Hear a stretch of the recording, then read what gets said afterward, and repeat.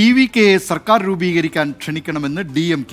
ജനവിധി അംഗീകരിച്ച് ഗവർണർ നടപടിയെടുക്കണമെന്ന് കനിമൊഴി MP ആവശ്യപ്പെട്ടു.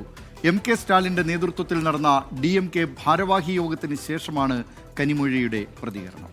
தேர்தல் முடிவுகள் யாருக்குமே ஒரு தெளிவான தீர்க்கமான பெரும்பான்மையை கொடுக்காத ஒரு சூழ்நிலையில் நிறைய குழப்பங்கள் இருக்கக்கூடிய ஒரு நிலையை அது உருவாக்கி இருக்கிறது.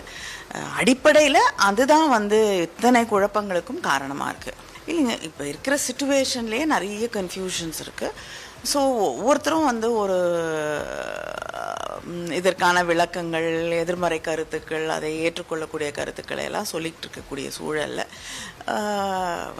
எங்களுடைய நிலைப்பாடு ஆளுநரே வேண்டாம் அப்படிங்கிற நிலைப்பாட்டிலிருந்து திராவிட முன்னேற்ற கழகம் எந்த காலத்திலையும் தன்னை மாற்றிக்கொள்ளவில்லை.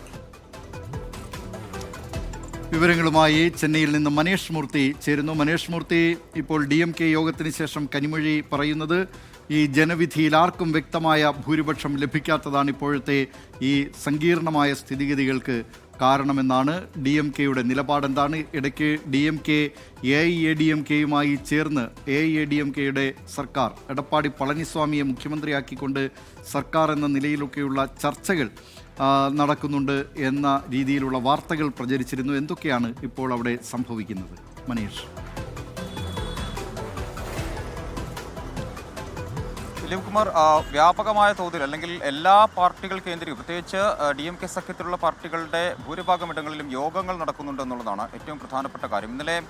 ഇന്നലെ മുതൽ ആരംഭിച്ച ചർച്ചകൾ അത് CPIM, CPI, അതുപോലെ തന്നെ വിടുതலை സിறுத்தைகள் കക്ഷി TVKയ്ക്ക് പിന്തുണ നൽകാനുള്ള ഒരു തീരുമാനത്തിലേക്ക് എത്തുന്നു എന്നുള്ളത് തന്നെയാണ് നമുക്ക് മനസ്സിലാക്കാൻ സാധിക്കുന്നത്. CPIMൻ്റെയും സംസ്ഥാന സെക്രട്ടേറിയറ്റ് യോഗം ഇപ്പോൾ നടക്കുന്നുണ്ട്. അതിനുശേഷം സംസ്ഥാന സമിതി യോഗം, ഉച്ചയ്ക്ക് ശേഷം സംസ്ഥാന സമിതി യോഗം നടക്കും.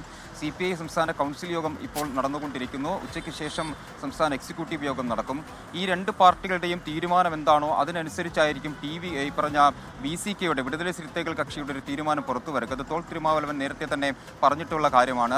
ഇടതു പാർട്ടികൾ എന്ത് തീരുമാനിക്കുന്നു അതിനൊപ്പം നിൽക്കും എന്നുള്ളതാണ് പറഞ്ഞിരിക്കുന്നത്. അപ്പോൾ ഈ പാർട്ടികളുടെ തീരുമാനത്തിന് ശേഷമായിരിക്കും VCKയുടെ ഒരു യോഗം നടക്കുക. അതിൽ തീരുമാനിക്കുകയും ചെയ്യും. എന്തായാലും 6 സീറ്റുകളാണ് ഇവർക്ക് 3 പേർക്കുമായി ഉള്ളത്. ആ 6 സീറ്റുകൾ കൂടി TVKയ്ക്ക് പിന്തുണയായി എത്തുന്നതോടുകൂടി 119 എന്ന നമ്പറിലേക്ക് എന്തായാലും TVK എത്തും. അപ്പോൾ അവർക്ക് വളരെ വളരെ വേഗത്തിൽ തന്നെ സർക്കാർ രൂപീകരിക്കാനുള്ള ഒരു നടപടിയിലേക്ക് കടക്കുകയും ചെയ്യും. DMK കഴിഞ്ഞ ദിവസങ്ങളിൽ ഇന്നലെ മുതൽ തന്നെ TVKയെ സപ്പോർട്ട് ചെയ്യുന്ന TVKയ്ക്ക് പിന്തുണ നൽകുന്ന ഒരു നിലപാടിലേക്കാണ് കാര്യങ്ങൾ പോകുന്നത്. അത് ഇപ്പോൾ MLA-മാരുടെ യോഗത്തിന് ശേഷമാണെങ്കിലും ഇന്നലെ രാവിലെ സ്റ്റാലിൻ നൽകിയ അഭിമുഖത്തിലാണെങ്കിലും ഒക്കെ പറയുന്നത് ഏറ്റവും വലിയ ഒറ്റക്കക്ഷിയാണ് TVK മന്ത്രിസഭ ഉണ്ടാക്കുന്നതിൽ, സർക്കാർ രൂപീകരിക്കുന്നതിൽ DMKയ്ക്ക് യാതൊരു തരത്തിലുള്ള എതിർപ്പുമില്ല. മാത്രമല്ല ഒരു തരത്തിലുള്ള ബുദ്ധിമുട്ടുകളും DMK ഉണ്ടാക്കുകയുമില്ല എന്നുള്ളത് കൃത്യമായി തന്നെ പറയുന്നുണ്ട്.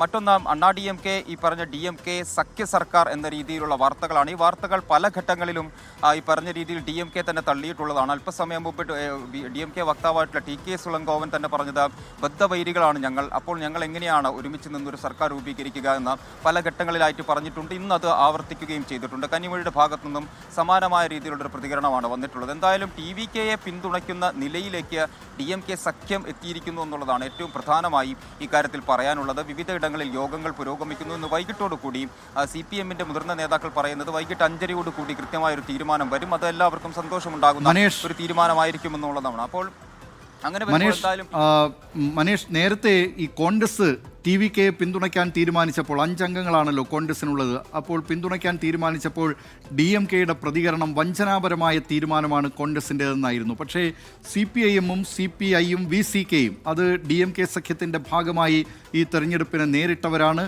ഇന്നലെ ഈ പാർട്ടിയുടെ നേതാക്കൾ MK സ്റ്റാലിനുമായി ചർച്ച നടത്തുകയും ചെയ്തിരുന്നു.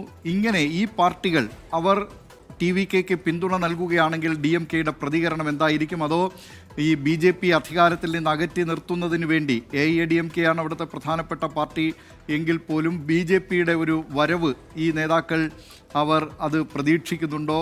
അത് കടന്നു വരുന്നതിന് തടയുന്നതിന് വേണ്ടി ഞങ്ങൾ TVKയെ പിന്തുണയ്ക്കാമെന്ന മുൻകൂർ അനുമതി വല്ലതും സ്റ്റാലിൻ്റെ കയ്യിൽ നിന്ന് ഇവർ വാങ്ങിയിട്ടുണ്ടോ? എന്താണ് ഇന്നലെ സംഭവിച്ചത്?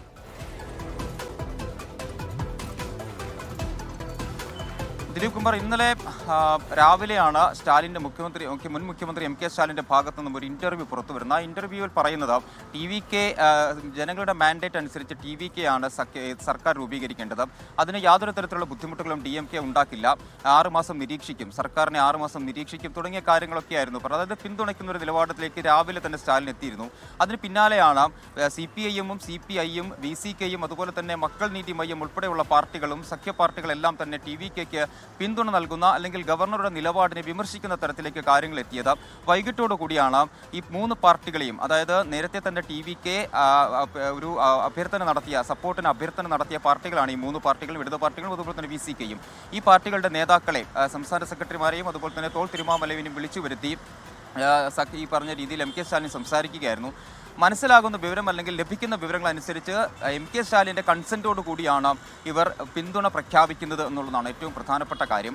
അത് ദിലീപ് കുമാർ സൂചിപ്പിച്ചതുപോലെ തന്നെ വർഗീയ ശക്തികൾ വരാതിരിക്കുക, അല്ലെങ്കിൽ BJP-യുടെ നേതൃത്വത്തിൽ NDA അണ്ണാ DMK-യുടെ നേതൃത്വത്തിലുള്ള NDA സഖ്യം ആ രീതിയിൽ വരാതിരിക്കാനുള്ള ഒരു ശ്രമം തന്നെയാണ് സ്റ്റാലിൻ്റെ ഭാഗത്തു നിന്നുണ്ടാവുന്നത് എന്നാണ് നമുക്ക് മനസ്സിലാക്കാൻ സാധിക്കുന്നത്. മാത്രമല്ല ഇത്തരത്തിൽ, അതായത് മുൻ മുഖ്യമന്ത്രിയുടെ കൺസെൻറ്റോടു കൂടി അല്ലെങ്കിൽ എം കെ സ്റ്റാലിൻ്റെ കൺസെൻറ്റോടു കൂടി പോകുമ്പോൾ ഒരു റിമോട്ട് കൺട്രോളർ എന്തായാലും എം കെ സ്റ്റാലിൻ്റെ കയ്യിൽ ഉണ്ടാവുകയും ചെയ്യും. ഈ 3 പാർട്ടികൾ പെട്ടെന്ന് പിന്തുണ പിൻവലിച്ചാലോ എന്നുള്ളൊരു ഭയം TVK-ക്ക് ഉണ്ടാവുകയും ചെയ്യും. തുടങ്ങിയ കാര്യങ്ങളിലൊക്കെ ആ രീതിയിലുള്ള ചിന്തകളൊക്കെ എന്തായാലും എം കെ സ്റ്റാലിൻ്റെ ഭാഗത്ത് നിന്ന് ഉണ്ടായിട്ടുണ്ട് എന്ന് തന്നെയാണ് മനസ്സിലാകുന്നത്.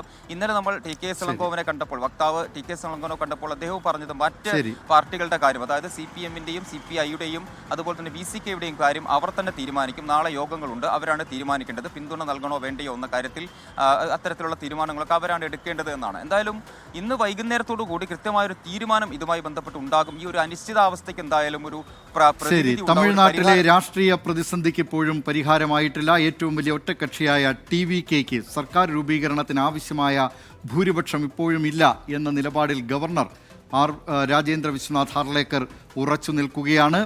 അതേസമയം പിന്തുണ ഉറപ്പാക്കാനുള്ള ശ്രമത്തിലാണ് TVK. 2 അംഗങ്ങൾ വീതമുള്ള CPI-യും CPIM-ഉം VCK-യും ഇന്ന് ഇക്കാര്യത്തിൽ പിന്തുണ നൽകുന്ന കാര്യത്തിൽ തീരുമാനമെടുത്തേക്കും. ഈ പാർട്ടികൾ പിന്തുണ നൽകുകയാണെങ്കിൽ സുരക്ഷിത ഭൂരിപക്ഷം എന്ന നിലയിലേക്ക് 118 എന്ന മാജിക്കൽ സംഖ്യ TVK-ക്ക് മറികടക്കാനാകും. 119 പേരുടെ പിന്തുണ ഇതോടുകൂടി TVK-ക്ക് ലഭിക്കുകയും വിജയ് മുഖ്യമന്ത്രിയാവുകയും ചെയ്യും. ഇന്ന് ഈ കാര്യങ്ങളിലെല്ലാം ചെന്നൈയിൽ നിന്ന് തീരുമാനങ്ങൾ വരും. 24 പ്രതിനിധി മനീഷ് മൂർത്തി ചെന്നൈയിൽ നിന്ന് തമിഴ്നാട് രാഷ്ട്രീയവുമായി ബന്ധപ്പെട്ട തമിഴ്നാട്ടിലെ സംഭവ വികാസങ്ങൾ കൃത്യമായി അവിടെ ഫോളോ ചെയ്യുന്നുണ്ട്. ഈ ചെന്നൈയിൽ നിന്നുള്ള വാർത്തകൾ അത് കൃത്യമായി 24-ൽ ലഭിക്കുകയും ചെയ്യും.